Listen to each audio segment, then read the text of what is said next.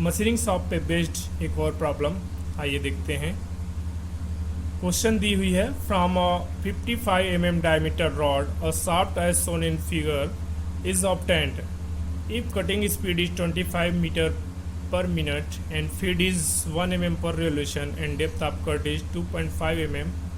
Find time required for the machining. Very simple problem, बहुत ही आसान है।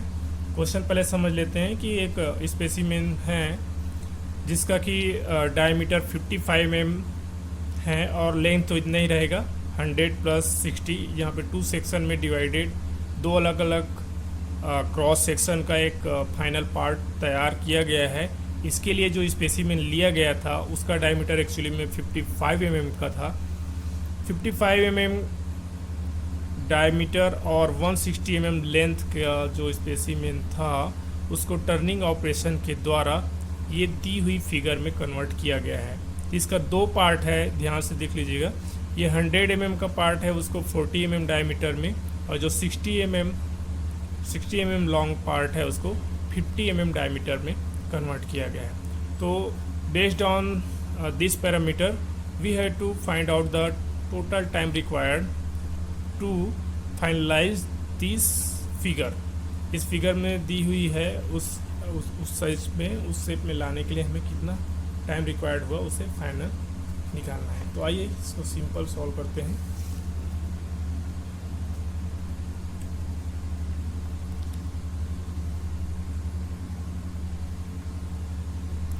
तो यहाँ पे देख सकते हैं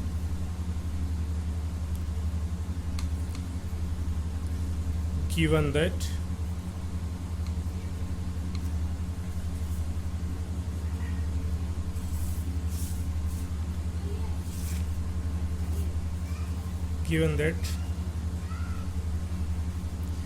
फर्स्ट जो लेंथ ऑफ स्पेसिमेन है, लेंथ ऑफ स्पेसिमेन को हम लोग कैपिटल एल से दिखाते हैं, जिसका 2 पार्ट है, एक L1 + L2।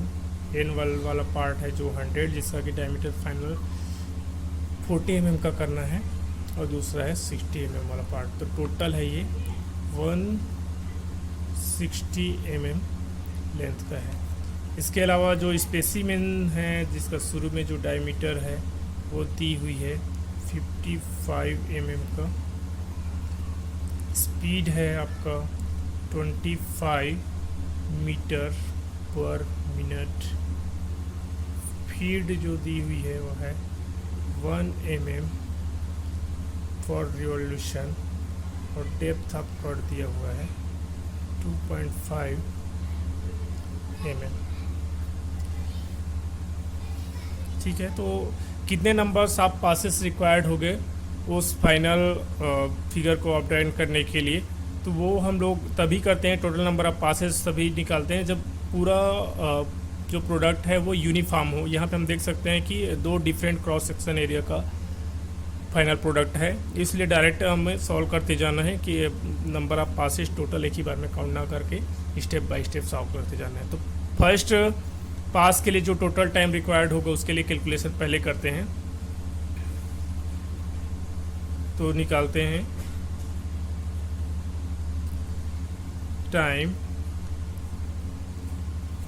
Time required for first pass. इसमें क्या हो रहा है फर्स्ट पास में, when diameter is reduced from 55 mm to 50 mm। अब यहाँ पे ये डाउट आता है कि 55 mm से 50 mm आएगा या 55 mm से 40 mm डायरेक्ट आएगा, कैसे पता चलता है? तो वो मैंने प्रीवियस वीडियो में अच्छे से एक्सप्लेन किया है कि जो आपका डेप्थ ऑफ कट होता है उसका 2 टाइम्स रिड्यूस होते चला जाता है आपका पार्ट्स। मतलब एक टर्निंग ऑपरेशन, लेथ में अगर आप टर्निंग ऑपरेशन किए होगे, देखे होगे डेप्थ ऑफ कट, आप सिंगल पॉइंट कटिंग टूल होता है लेथ मशीन, तो कटिंग टूल को स्पेसिमेन में जितने डेप्थ तक डालते हैं उसके 2 गुना साइज में उसको रिडक्शन होते चल जाता है। तो एक पास में आपको 2.5 का 2 टाइम्स मतलब 5 mm का रिडक्शन आएगा। तो इसके लिए सिंपल टाइम रिक्वायर्ड हम लोग कैलकुलेट कर सकते हैं। तो उसके लिए क्या ज़रूरी होता है, तो स्पिंडल का स्पीड, तो ये आरपीएम में आता है, इसका फार्मूला होता है 1000 multiplied by speed multiplied by pi into D1, चूँकि यहाँ D1 मतलब 55 से आ रहा है, तो ये हो जाएगा 1000, स्पीड दी हुई है 25, पाई मल्टीप्लाइड बाई 55, तो ये वैल्यू आ जाएगा आपका ऑलमोस्ट 145 आरपीएम। इसलिए जो T1 है वो आ जाएगा L by F into N1, तो ये हो जाएगा 160 mm, एफ का मान, फीट का मान 1 mm है, एन का मान आ जाएगा 145, ये वैल्यू आएगा 1.1 मिनट। तो ये फर्स्ट पास, यहाँ पे मेन चीज़ हमें ध्यान देना है ये एल का मान। एल का मान मैंने यहाँ पे 160 लिया, 160 मतलब दैट फर्स्ट पास मीन्स जो फर्स्ट पास जो ऑपरेशन है, जो पहली बार जो हम लोग करेंगे, that is perform to whole specimen, पूरे स्पेसिमेन के लिए है। मतलब जो 55 mm डायमीटर का 160 mm लंबा स्पेसिमेन था वो finally reduced into 50 mm diameter, तो टोटल स्पेसिमेन का डायमीटर हो गया 50 mm। चूँकि हम अपने स्पेसिमेन को में देख चुके हैं कि उसका जो 60 mm पार्ट है लास्ट वाला, उसका फाइनल डायमीटर हमें 50 mm तक का ही रखना है, उससे नीचे नहीं आना है। इसलिए जो फर्दर पासेस होंगी, जो अगला ऑपरेशन हम लोग परफॉर्म करेंगे, that is for only this 100 mm diameter. अब आप जानते हैं कि ये 60 mm को हमें 50 पे लाना था, वो ओवर हो चुका। अब हमें जो 100 mm डायमीटर है, सॉरी 100 mm का जो लेंथ है उसका डायमीटर अभी 50 ही आया है, लेकिन उसका डायमीटर को हमें लाना है 40 में। तो जो टोटल चेंज इन डायमीटर होगा for this 100 mm length, that will be 50 to 40 means 10 mm reduction होगा। और 10 mm एक पास में 5 mm का रिडक्शन हो रहा है, तो 10 mm रिडक्शन के लिए 2 पास की ज़रूरत पड़ेगी, 5 mm एक बार, 5 mm दूसरी बार। तो निकालते हैं, सिंपल ही है, सेम प्रोसेस सेम है।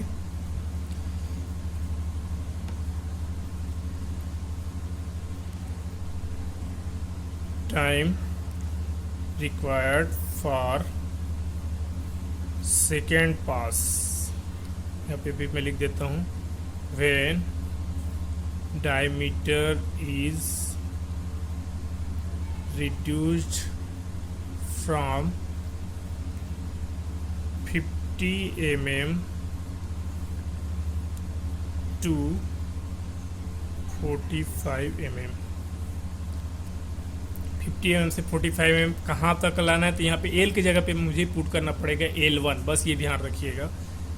ये हो गया N2 spindle speed, that is 1000 multiplied by H divided by pi into D2, यहाँ D2 हो गया 50, ये आ जाएगा 1000 multiplied by 25 divided by pi into 50, तो ये वैल्यू आता है आपका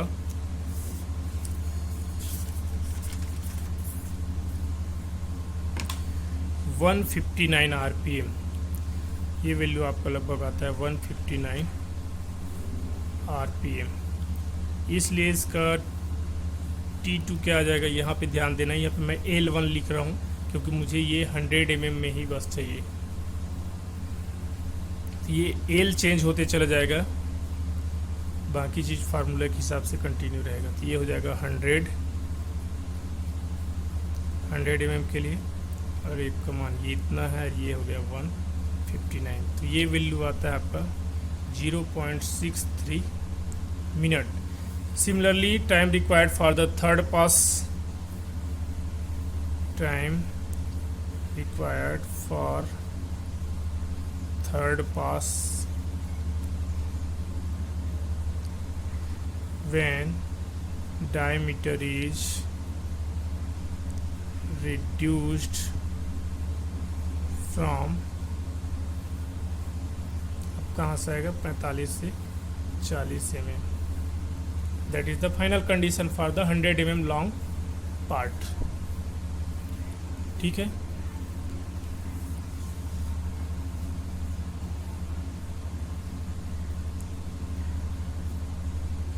तो इसके लिए हमें चाहिए N3 हो जाएगा आपका 1000 multiplied by speed divided by pi into D3। ये हो गया 1000 multiplied by 25 pi into D3 का मान हो जाएगा आपका 45। तो ये आपका आता है लगभग 177 RPM। इसके लिए जो T3 आ जाएगा वो कितना हो जाएगा, L1 by F into N3, that is 177। तो ये आता है लगभग 0.56 मिनट। इसलिए टोटल टाइम रिक्वायर्ड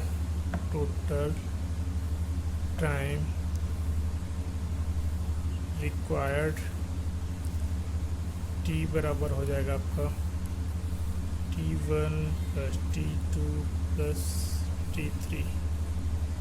ये आपका लगभग आता है 229 minute, 2.29 minute. That will be the answer. Thank you.